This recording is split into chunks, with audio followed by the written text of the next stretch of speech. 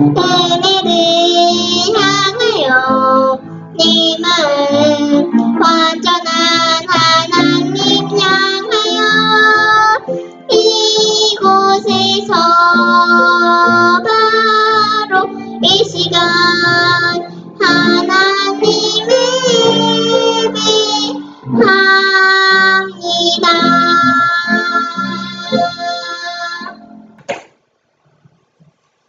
이 시간은 제 이제 3부로 나누어서 말씀을 우리가 살펴보려고 하는데, 제 1부에서는 예수님은 인생의 옷을 입기 전부터 아들인가, 인성으로서 이 땅에 오셨을 때 아들이라는 칭호를 받으셨는가,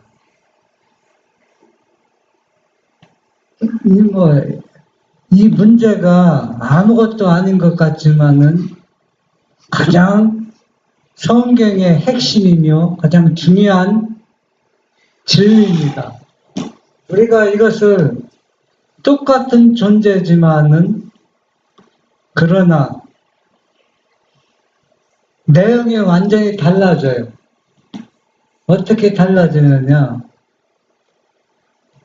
예수님이 인성을 쓰시기 전부터 아들로 믿는 사람과 예수님이 인성으로 이 땅에 오셨을 때 아들로 믿는 거 다 어때요?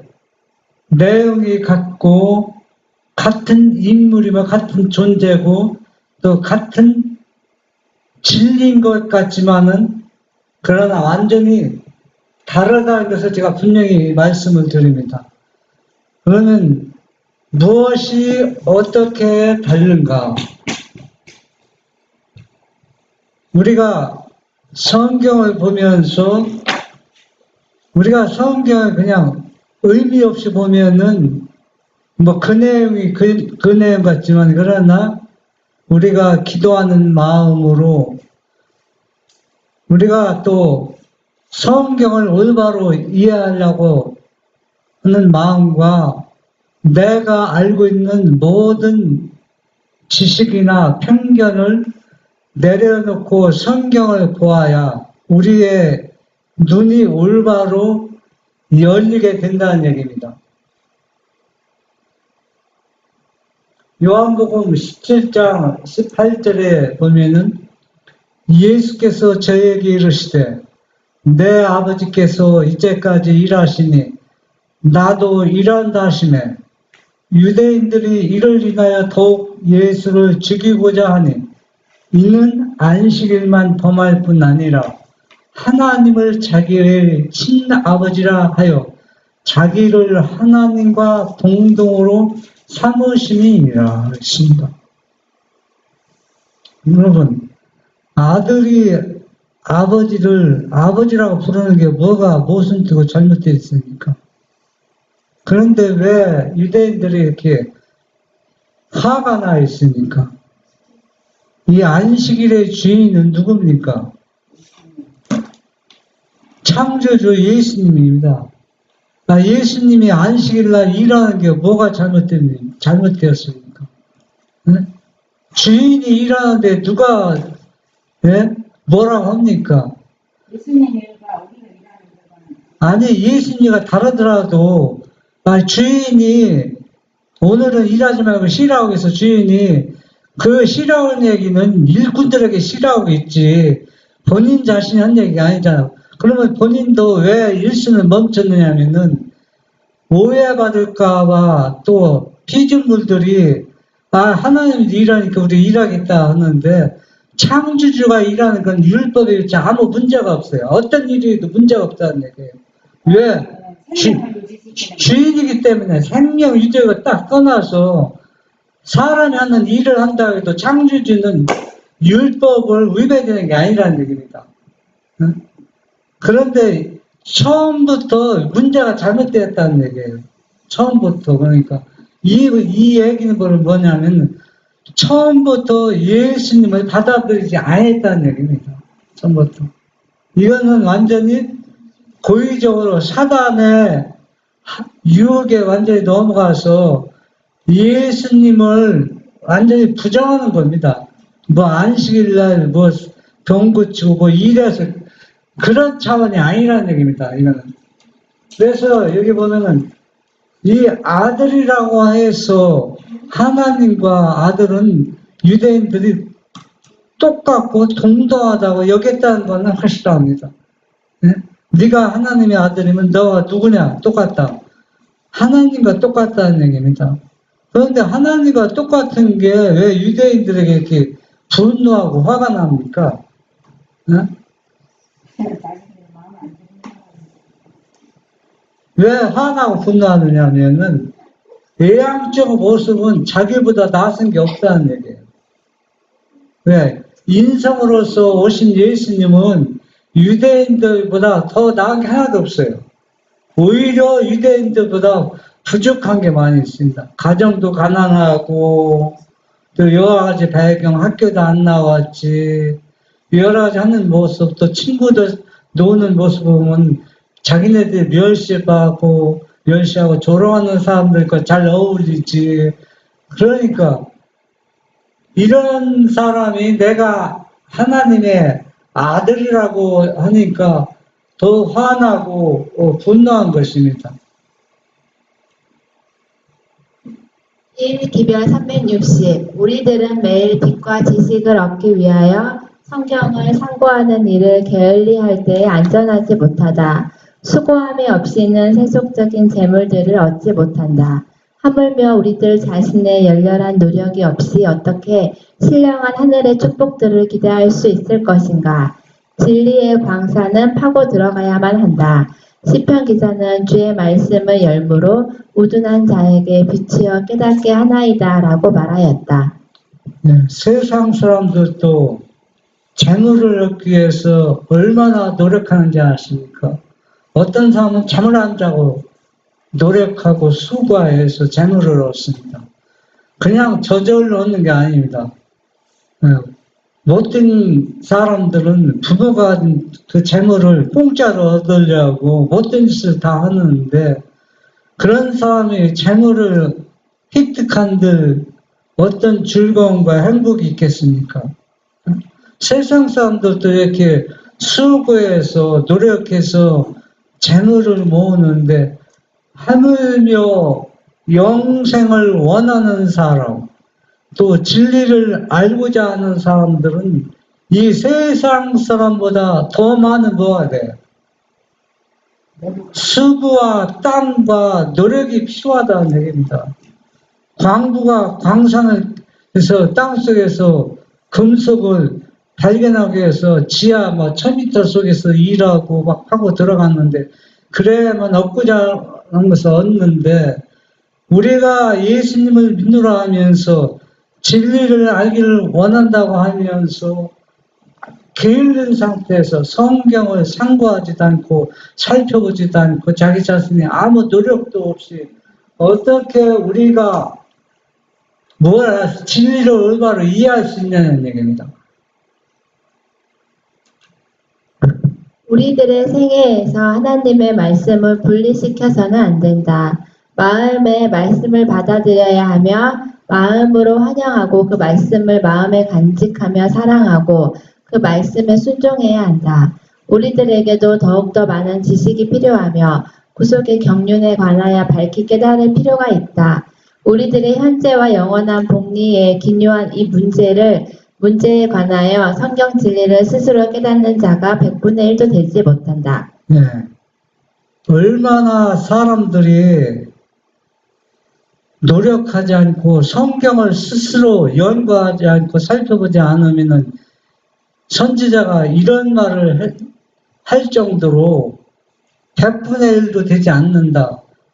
이 사실은 100분의 1도 깨닫지 못한다는 의미가 아니라 그만큼 사람들이 성경을 깊이 살펴보지 않고 연구하지 스스로 노력하지 않는다는 것을 표현하고 있는 것입니다.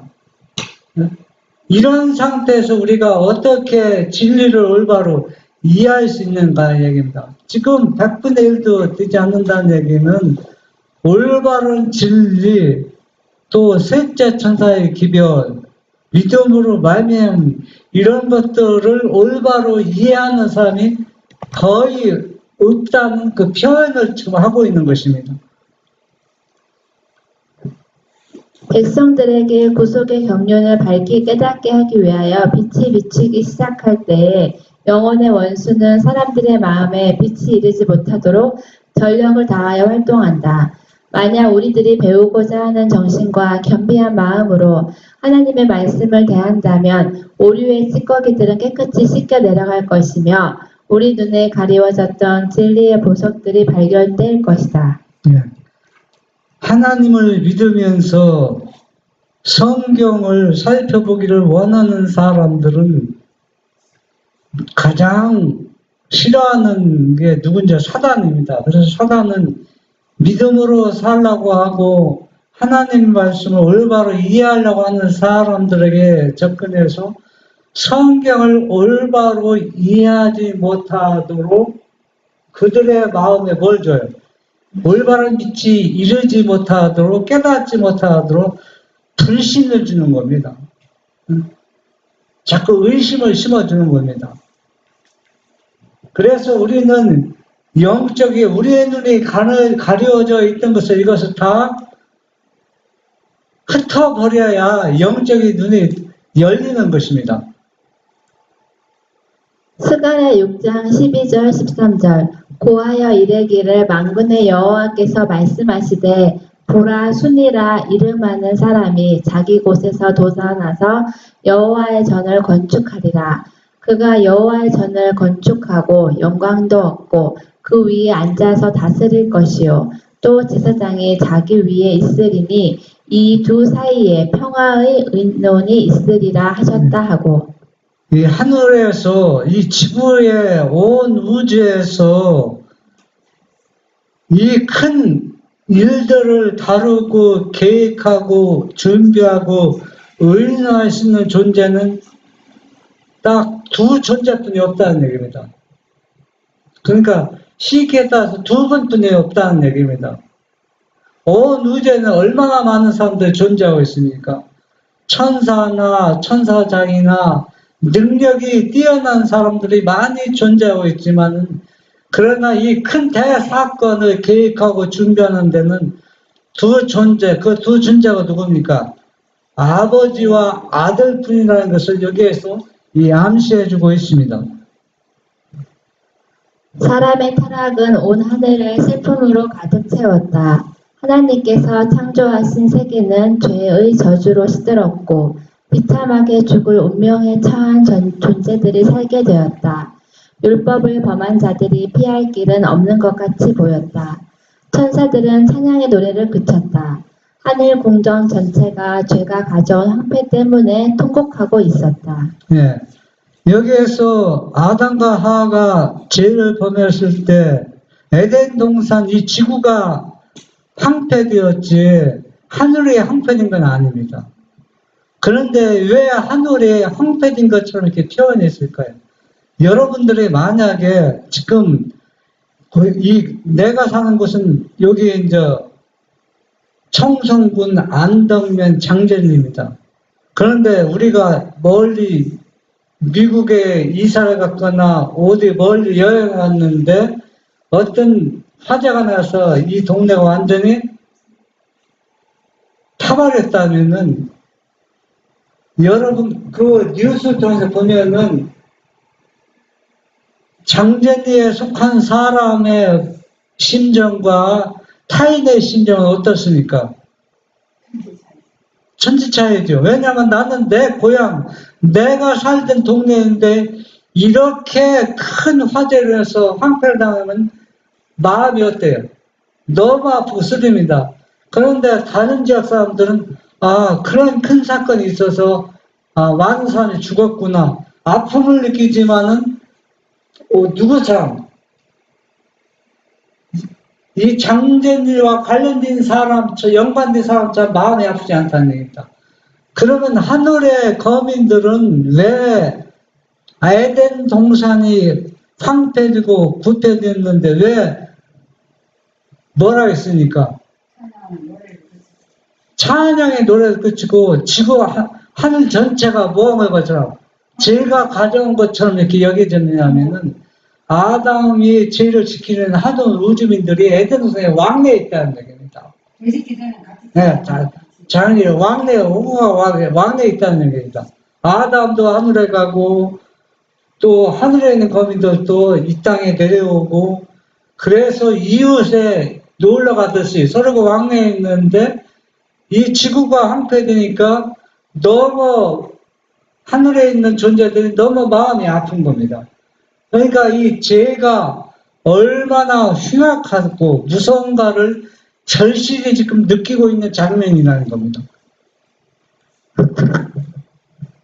하늘의 영광스러운 사령관이신 하나님의 아들은 타락한 인류를 불쌍히 여기셨다. 잃어버린 세계의 이말화가 그분 앞에 떠오를 때에 그분의 마음은 무한한 동정심으로 감동되셨다. 그리하여 하나님의 사랑은 사람이 구속받을 수 있는 한 경륜을 입안하셨다. 깨어진 하나님의 율법은 죄인의 생명을 요구하였다. 네, 지금 여기에서 예수 그리스도 하나님의 아들은 이미 인성을 쓰시기 전 일입니다. 이 땅에 내려오시기 전에 아담이 죄를 범했을 때 이들을 구원하기 위해서 자기가 완전히 아담 대신 죄값을 다 치르고 속죄물이 돼서 죽겠다고 이 계획을 온 우주에 선포했을 때 온 우주민들이 어떻게 해요? 본인 자신도 감동받았지만은 감동이라는 자기 자신이 얼마나 아담과 하와를 사랑하고 있는가. 더 넓어서 온 죄인들을 사랑하고 있다는 암시며 또 온 우주민들도 감동하는 것은 하나님의 아들이 죽겠다고, 죄인 대신 죽겠다고 했을 때 온 우주인들이 감동을 받았다는 얘기입니다. 왜? 하나님의 아들의 신분에서 지금 이 일을 하고 있는 것입니다. 인성을 쓰셔서 아들이 된 후에 결정한 게 아니라는 얘기입니다.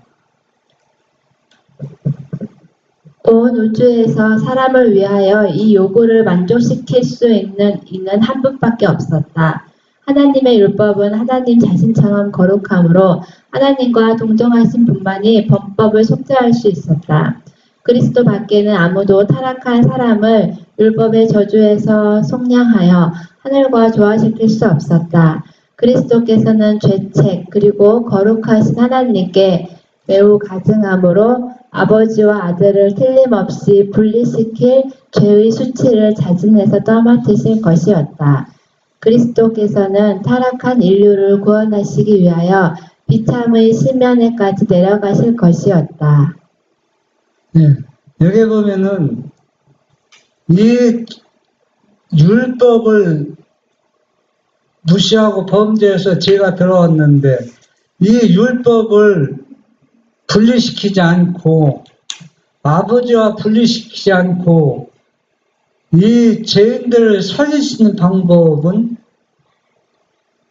아들이 속죄물이 되는 거는데 여기에 보면은 한 분만이 이 일을 맡으실 수 있다 했는데 한 분이 다 누구냐? 그러면 우주에는 큰 사건이 일어날 때마다 두 분이 의인이라고 결정한다고 했습니다. 그럼 두 분이 누굽니까? 아버지와 아들인데 그러면 아버지와 아들 중에서 속죄물이 되려면 아버지가 속죄물이 되겠습니까? 아들이 되겠습니까? 한번 여러분 생각해 보세요. 아들이 될 수밖에 없어요. 아들이 돼야 아버지가 아들을 구원해 주세요. 그러니까 한 분밖에 없다는 얘기입니다. 한 분밖에.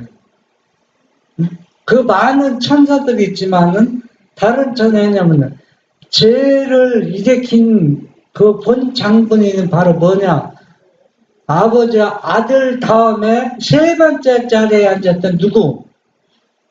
사단 누스벨이었기 때문에 누스벨보다 지위가 높은 사람이 이 율법이 파괴된 것을 속죄물로 율법을 다시 회복할 수가 있습니다. 네? 그러니까 이 천사장보다 누스벨보다 높은 사람은 누구예요? 하나님 아버지. 아버지와 아들뿐이 없어요. 천사들은 이게 아무리 원해도 해당이 안 되는 겁니다.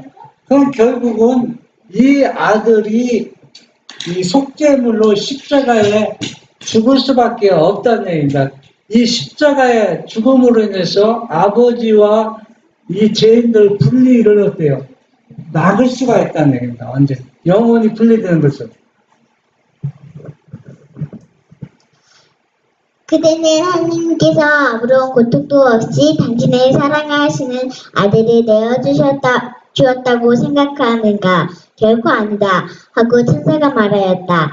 죄지은 인류를 멸망하도록 버려두느냐? 아니면 저들을 위하여 사랑하시는 아들을 죽게 내어주느냐 하는 문제는 하늘의 하나님께 있어서 고통스러운 것이었다. 네, 사람들은 이 문제를 너무 간단하게 생각하는 것 같아요. 왜? 전능자고 모든 일을 이루시는 분이고 능력자고 그렇기 때문에 이 문제 결정하는 것도 간단하고 이 일도 하는 거 간단하다고 생각하지만은 그러나 선지자가 본 것은 평화 의논할 때 몇 번 있다고 했어요? 3번이나 있다고 했습니다. 3번. 그만큼 이 문제가 결정하는데 우리가 생각할 때는 예수님이 우리를 사랑하기 때문에 내가 너희들을 이같이 사랑한다. 너희들 대신 내가 십자가를 지겠다고 단번에 결정할 문제가 아니라는 얘기입니다. 한번 생각해 보세요. 네. 이 단순한 문제가 아니기 때문에 이 문제를 해결하고 결정하는 데는 엄청난 희생과 아픔이 따랐다는 얘기입니다.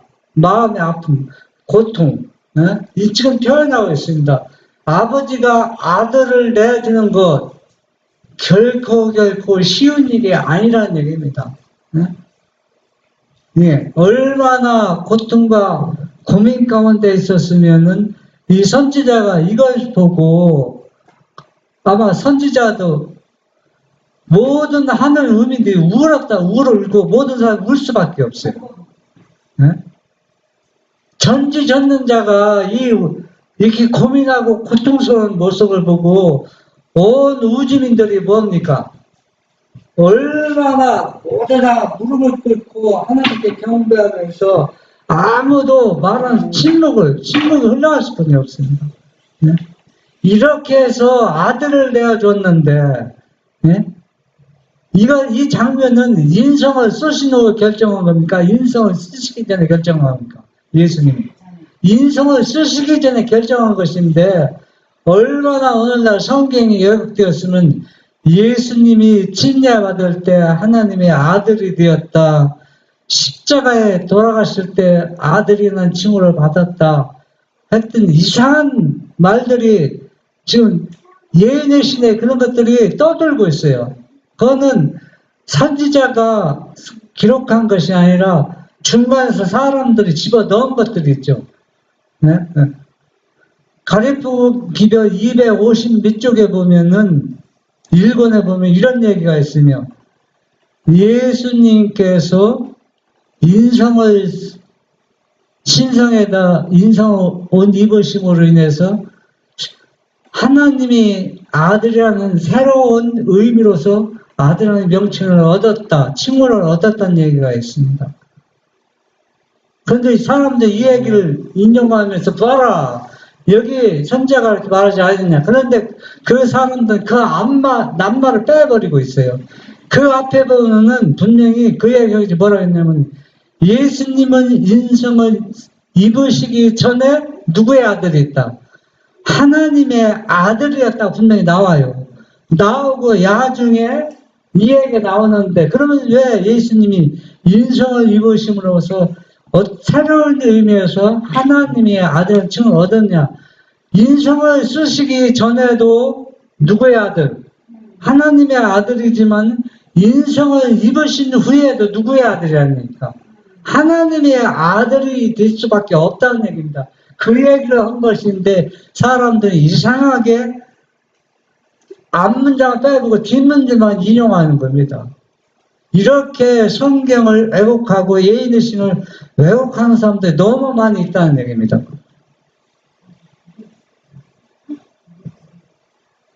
천사들도 저들 중에 실망해가는 인류를 위하여 자기의 영광을 버리고 자기의 생명을 바칠 수 있는 자가 있을 만큼 인류의 구원에 대하여 깊은 관심을 가지고 있었다. 그러나 그것은 쓸데없는 일이다 하고 나를 수행하는 천사가 말하였다. 인간의 범죄는 너무나 큰 것이기 때문에 천사가 바치는 생명으로는 그 빚을 갚을 수 없다. 하나님의 아들의 죽음과 중보 외에는 어떤 것으로도 그 빚을 갚고 절망적인 슬픔과 불행으로부터 잃어버린 인류를 구원해낼 수 있는 다른 방법이 없다. 예. 아담이 선악과 하나를 따먹은 게 그렇게 큰 잘못입니까? 어떤 사람은 그렇게 질문하는 사람이 있어요. 그러나 선악과 따먹은 게 문제보다 더 심각한 건 하나님의 거룩한 율법이 뭐가 됐다는 게 하나님과 완전히 분리시켰다는 얘기입니다. 흠집을 냈다는 얘기입니다. 그 하나님의 성품, 여러분, 하나님의 그 품성에 흠집을 내고 온전히 남겼다면 이게 작은 죄입니까? 작은 죄가 아니랍니다.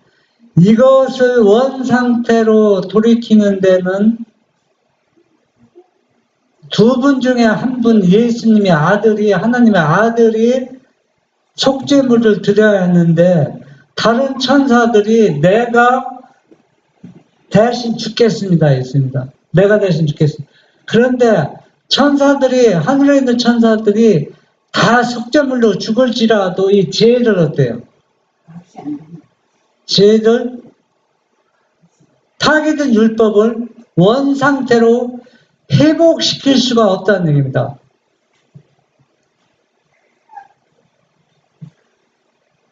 시험하는 자가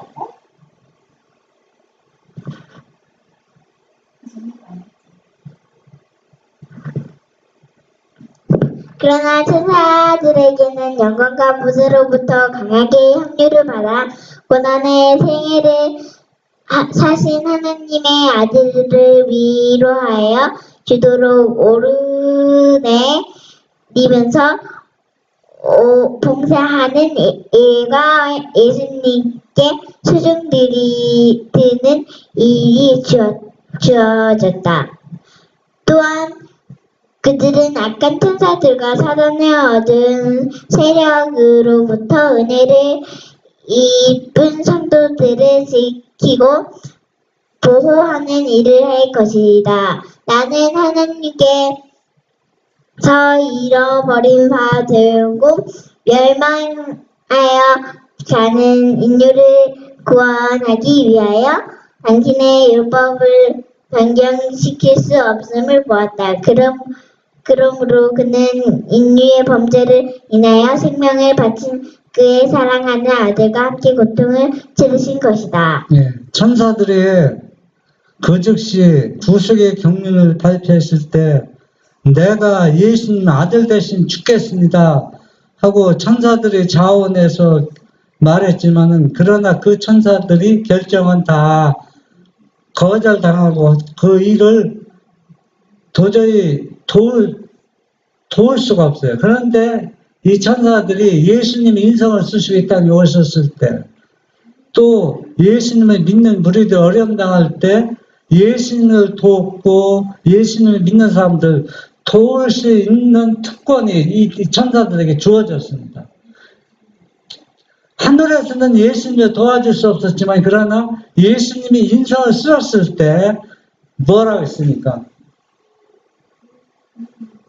예수님을 돕고 우리들을 도울 수 있는 특권. 이 천사들은 우리를 도와주고 예수님 돕는 것을 가장 뭐로 여깁니까? 축복과 특권으로 여긴다는 얘기입니다. 우리들은 어때요? 나보다 못한 사람을 도와주면은 수중 들면 뭡니까? 자존심 상하죠? 네? 근데 천사들은 그렇게 생각하지 않는다는 겁니다. 오히려 연약한 죄인들을 도와주는 것이 뭐로 생각해요? 영광과 특권으로 생각하고 있습니다. 이걸 왜 누구를 돕는 일입니까? 하나님의 아들 예수님을 도와주는 일이기 때문에 그렇습니다. 마태복음 4장 3절 시험하는 자가 예수께 나와서 가로되 네가 만일 하나님의 아들이거든 명하여 이 돌들이 떡덩이가 되게 하라. 예. 예수님이 40일 금식하시고 광야에서 시험 받았을 때 지금 이 마귀가 예수님 앞에 딱 나타나서 이 마귀가 누굽니까? 본래 정체는 천사장이었잖아. 천사장이 나타나서 네가 하나님의 아들이거든 너가 이 돌이 떡덩이가 되게 하라. 나는 너희가 하나님의 아들인지 믿지 못하겠어. 그러니까 한번 증거를 보여줘라 하는 겁니다. 이 사람은 지금 예수님의 존재를 이미 하늘에서부터 누군지 알고 있어요. 하나님의 아들인지 분명히 알고 있다는 얘기입니다. 화이주석 마태복음 4장 1절로 11절. 그리스도께 한 사단의 거짓말.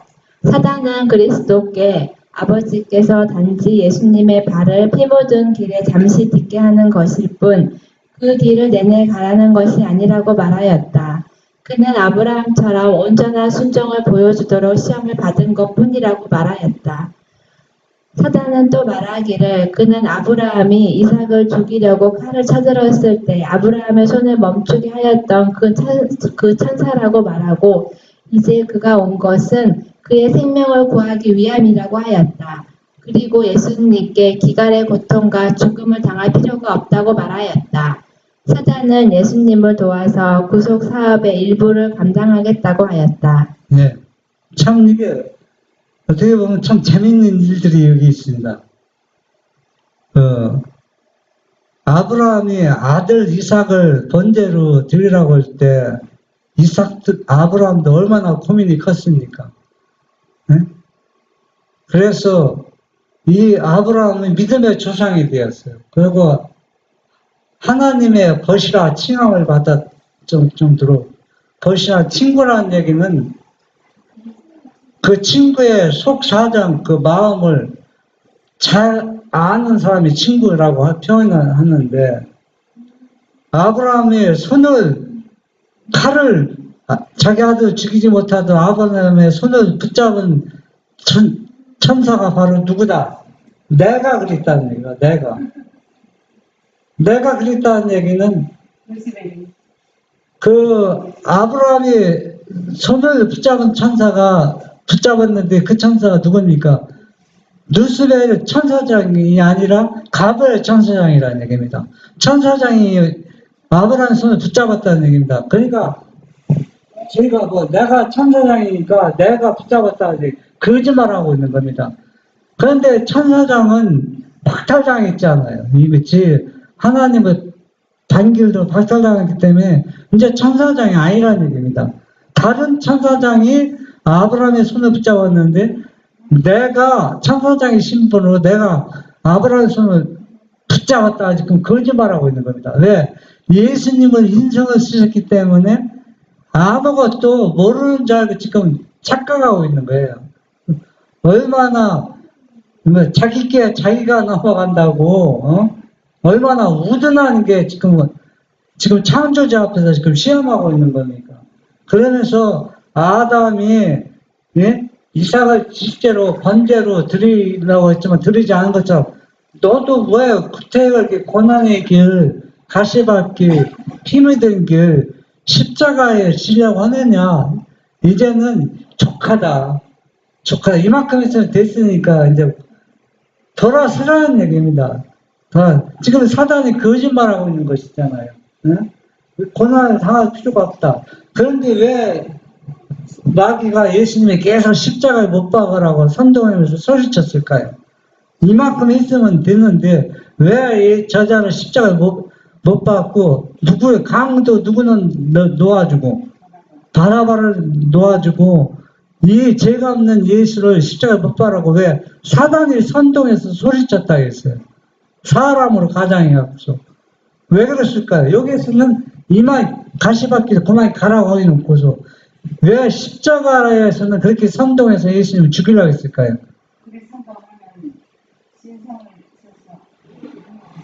예, 예수님이 십자가에서 자기 신성의 능력으로 내려오려고 이렇게 마귀가 유혹한 것입니다.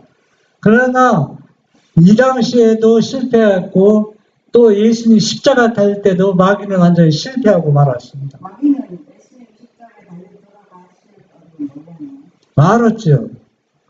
다 알았는데 십자가에 못 박으려는 거는 신성을 사용하면 구속사업에 실패하니까 인성으로서 끝까지 일을 감당해야 했는데 인간으로서 그 인간을 되기를 포기하게 하려고 하는 것이죠. 그리스도께는 체면을 걸 수가 없었음. 사단은 첫 아담을 유혹하였으며 아담은 그 원수로 더불어 이치를 따져가며 이야기를 나누었다. 이렇게 하여 그는 사단에게 유리한 고지를 차지하게 하였고 사단은 아담과 하와에게 체면을 걸었다. 이 체면수를 주님께도 썼지만 성경 말씀이 인용되고 난 후에 사단은 승리할 기회가 없다는 것을 알았다. 예. 우리가 강심성이나 체면은 뭐 특별한 게 아닙니다. 우리가 생각할 때. 우리 마음에 예수님의 영이 역사하느냐, 그렇지 않으면 사단의 역사하느냐입니다. 다른 게 중간은 없어요. 사단의 영이 역사하면 그게 뭡니까? 체면이고 강신성입니다. 또 하나님의 영이 역사하면 그것이 뭡니까? 생명의 길이고 진리의 길이라는 얘기입니다. 뭐 체면 걸어서 뭐 특별하게 어떤 뭐 그런 예도 있긴 있어요. 체면에 걸리면 이상한 짓 하고 이상한 능 바르지만은 그러나 보통적으로 하나님의 영이 임하든지 사단의 영이 임하든지 둘 중에 하나라는 얘기입니다. 그러니까 사단의 영이 임하면 그건 다 체면에 걸린 거라는 얘기입니다. 다른 게 아니에요. 체면에 걸리면은 우리가 성경을 보아도 올바로 이해하기는 불가능하다는 얘기입니다. 그러니까 사단이 누구한테? 아담에게 체면에 걸려서 아담과 하와가 뭐에 걸렸다? 체면에 걸려서 자기 실책에 성공했는데 예수님께는 이 방법이 통하지 않았다는 얘기입니다. 가장 혹독한 훈련, 타락한 인류의 아이로서 그의 영광을 계속 가리워두기 위해서 이것은 생명의 왕기에서 자신을 굴복시킨 가장 혹독한 훈련이었다. 이리하여 주님께서는 사탄과 그의 힘을 겨루었다. 하늘에서 추방당한 그는 하늘 궁전에서 그가 질투하였던 그분을 이기려고 거의 필사적으로 투쟁하였다. 이 얼마나 치열한 싸움인가. 어떠한 말로도 그것을 묘사할 적당한 말을 찾을 수가 없다. 그러나 머지않은 장래의 어린 양의 피와 그들의 증거하는 말씀으로 이긴 사람들은 이해하게 될 것이다. 예, 이 말을 제가 쉽게 설명한다면은 지금 어린애가 딱 태어나잖아요. 태어나는 아이를 깊은 산속에 사자나 호랭이나 일이나 이런 맹수들 있는 곳에 아이를 내려놓고 부모가 내려온다고 생각하고 있어요. 한번 아이를 훈련시킨다고. 이거는 완전히 미친 짓이에요. 완전히. 예? 사람으로서 할 수 없는 일입니다. 그런데 전능자가 인간의 무력한 악의로 이 땅에 사단이 노리는 이 땅에 악의로서 태어난다는 건 이보다 더 혹독한 훈련이 없어요. 이 훈련을 과정을 통과하는데 그 아버지의 심정 어떻겠습니까? 본인의 심정, 이런 선지자가 무엇으로도 표현할 수 없다고 했습니다. 뭐 어떻게 표현할 수 있습니까?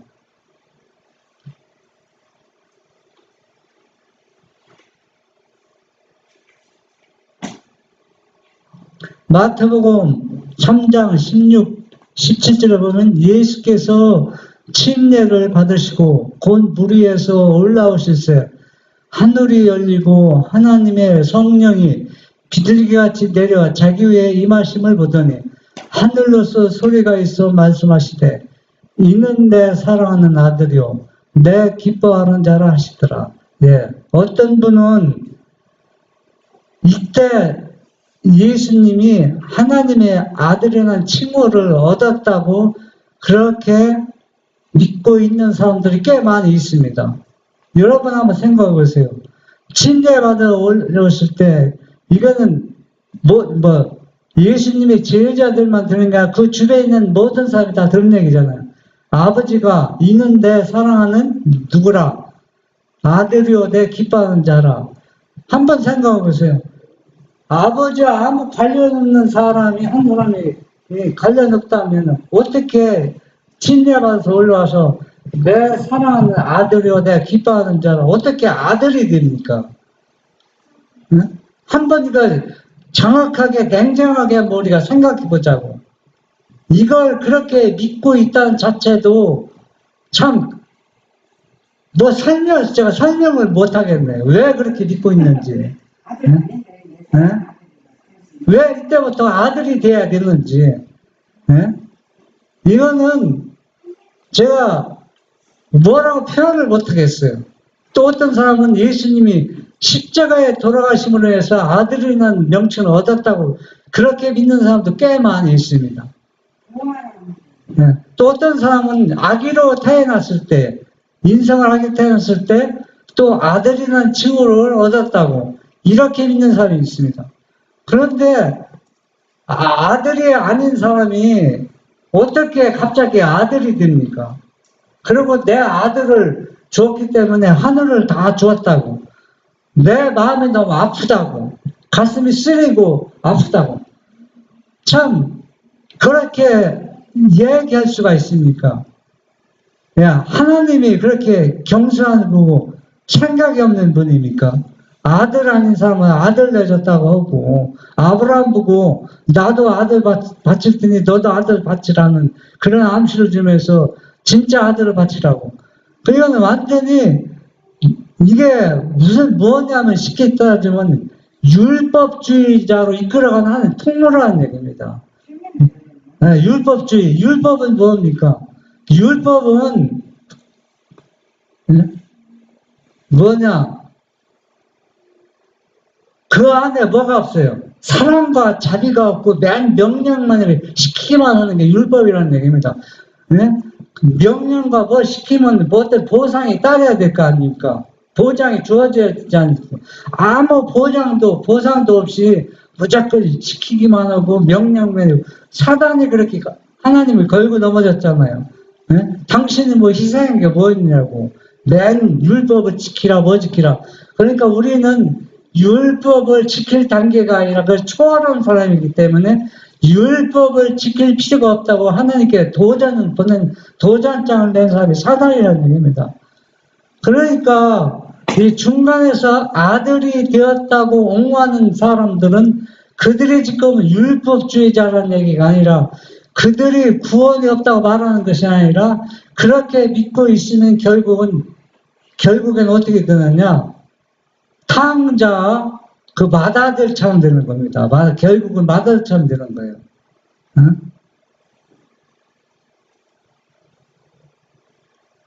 화이트서 마태복음 3장 13절로 17절. 천사들과 금 비둘기. 예수님께서는 생애와 경건에 속한 모든 것에 있어서 우리의 모본이시다. 예수께 나아오는 사람들이 침례를 받아야 하는 것처럼 그분도 요단강에서 침례를 받으셨다. 하늘의 천사들은 열렬한 관심을 가지고 침례 장면을 보고 있었다. 구경하는 사람들의 눈이 열릴 수만 있었다면 주께서 요단강 언덕에서 머리 숙여 기도하셨을 때 하늘의 천군들이 하나님의 아들을 호위하고 있는 것을 보았을 것이다. 네. 하늘의 천군들은 이 예수님의 인성을 쓰시기 전에 하나님의 아들이었고 사령관이었던 것을 아셨기 때문에 예수님이 침례받았을 때도 하늘의 천사들이 사령관들을 호위하고 있었습니다. 있었고 또 아버지께서 친히 있는데 사랑하는 아들이요 기뻐하는 자라고 아버지가 친히 말씀하셨습니다. 이것은 어떤 상징으로 온 것이 아니라 실제적으로 한 예의라고 우리가 그것을 믿음으로 받아들여야 되는 것입니다. 주께서 요한에게 한 표적을 약속하시고 그 표적으로 누가 메시아인가를 알아보게 하셨다. 예수께서 물에서 올라오셨을 때 약속하신 표적이 나타났다. 그는 하늘이 열리는 것을 보았고 하나님의 성령이 금빛 나는 비둘기같이 주님의 머리 위에 머무르고 있었으며 하늘에서 한 목소리가 나기를 이는 내 사랑하는 아들이요 내 기뻐하는 자라고 하였다. 예. 침례 요한도 이 예수님을 하나님의 아들의 증거라는 표현은 그 예수님이 머리 위에 성령이 임하고 있는데 사랑하는 자를 기뻐하는데 아들이라는 그 우레 같은 소리가 들릴 때 이것이 증거라고 했습니다. 요한은 그 증거를 보았다는 얘기입니다. 또 예수님이 그 사단에게 시험 받을 때 네가 하나님의 아들이면은 이 돌덩어리가 떡덩어리가 되게 하라고 했을 때 예수님은 어떤 뚜렷한 증거를 사단에게 보여주지 않고 이 장면을 이상하고 위로를 받고 격려를 받았다 했습니다. 이미 예수님은 자기가 하나님의 아들이라는 보증을 이때 이미 받았습니다. 받았기 때문에 다시 이것을 사단에게 보여줄 필요가 없다는 것입니다. 화입주서 마태복음 4장 1절로 4절 시인하시는 귀중한 표징 주님께서는 사단의 헐뜯는 말에 주목하는 것 같지 않았다. 그는 사단의 충동질에 자극을 받지 않았고 사단에게 그가 능력이 있다는 증거를 보여주지도 않았다. 그분은 반박하지 않고 겸손하게 그 모욕들을 참았다. 침례를 받으실 때 하늘에서 들려주신 그 말씀들이 구속의 계획에서 인간의 대리자와 보증인으로서 그가 걸어가는 발걸음들을 아버지께서 인정하신다는 것을 증거하는 것이므로 그 말씀만이 그에게는 귀중한 것이었다. 사단이 예수님에게 아담과 하와에게 체면을 건 것처럼 예수님 아무리 체면을 걸고 유혹했지만 예수님은 거기에 속하지 않고 이 침례 받을 때 하나님이 도중에 그 약속을 굳게 믿고 너는 내 아들로서 인정한다는 그 인증서를 받고 예수님 마음은 절대 흔들리지 않았습니다. 그러니까 뭐 특별하게 어떤 증거를 보여줄 필요가 없었다는 얘기입니다. 하늘이 열리고 하늘의 비둘기가 강림하신 것은 그의 아버지께서 사단의 지배하에 있는 인간을 구원해내시기 위하여 자기 능력과 땅에 있는 아들의 힘을 연합시킨다는 보증이었으며 하나님께서 하늘과 땅을 유한한 인간과 무한하신 분을 연결시키려는 주님의 노력을 받으셨다는 보증이었다. 예. 예수님은 여기서 큰 위로를 받은 겁니다. 성경이나 예인의 신에 보면은 우리가 예수 그리스도를 믿음으로 그 피를 믿고 받아들임으로써 우리가 구원을 얻는다고 했습니다. 그런데 결론은 뭐로 결론 짓는지 아세요? 결론은 예수님을 믿고 개인의 구주를 영접하고 그 믿음으로 받아 구원 얻는다 했습니다. 그러면 다 구원 얻는데 끝나야지 않아요. 그런데 거기에서 요한복음 6장 53절부터 56절을 인용하면서 선지자가 이렇게 표현했습니다. 아들의 피와 살을 먹는 자가 영생을 얻는다 했습니다. 그러니까 결국 뭐냐? 아무리 예수님을 믿고 구원 얻어도 아들로 받아들이지 않으면은 그것은 뭐라는 얘기입니까? 다른 존재라는 얘기다. 다른 존재.